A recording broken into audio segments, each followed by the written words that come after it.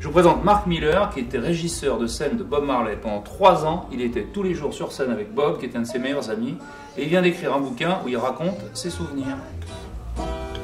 So I do the merchant ships,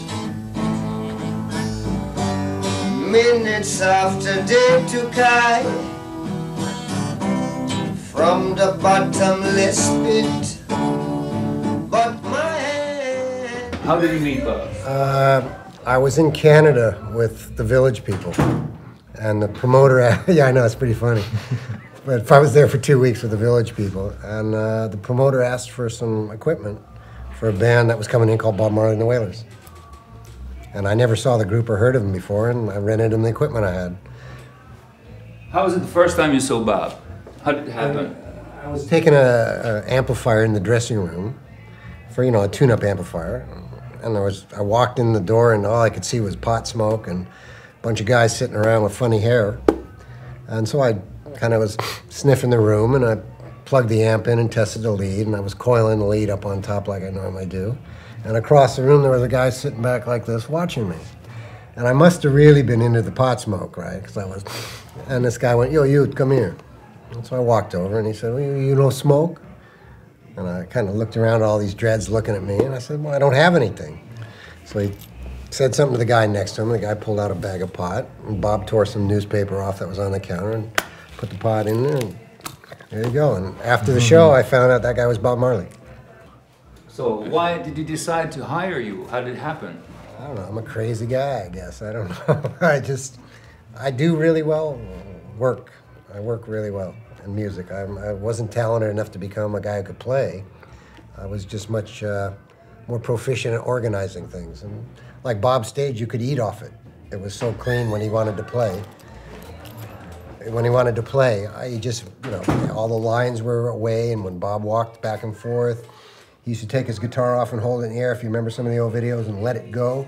That was me behind it, catching it.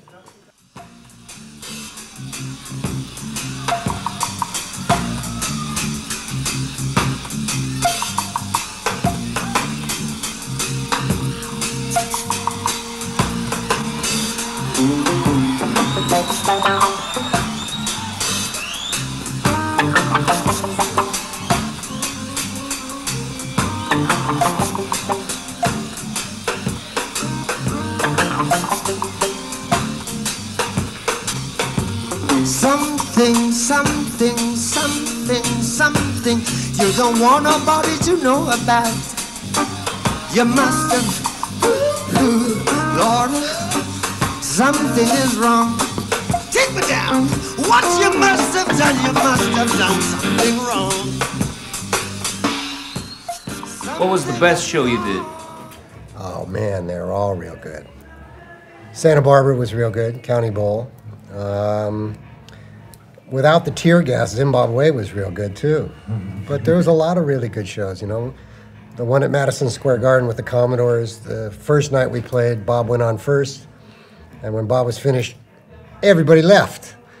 They just streamed out of the place. And the next night, the Commodores made Bob go on second so they could have the crowd still in. How did Bob feel about playing Zimbabwe? I think he was going back to the roots kind of thing, you know. But you know, we didn't get to play really that much. We went on and started playing, and then the tear gas came, and everybody took off, you know. So Ziggy was 8 years old, and I ran out and picked him up and ran off stage. But as soon as that tear gas started drifting towards the stage, we all took off running. I didn't know you were a writer. How did it feel to write a book? Well, it's like therapy, you know. You just start writing, and I got a good memory, so stuff kind of came out, and Bruno helped me with a lot of stuff of kind of direction and ideas, and I just kind of searched my brain and came up with a lot of stuff and went through the tour sheets and found, I mean, I never counted before, but when I got all the tour sheets together, I counted them, and I did 124 shows, which I guess is a feat in itself. What will Bob think? Well, I hope he'd be happy, man. I mean, I was trying to pay back a lot of the kindness that they gave me for 3 years. I mean, I had everything I wanted for 3 years with Bob Marley and the Wailers. And it was Bob that said, "Take care of the white kid." Some days I see them walking up a street. They say, well,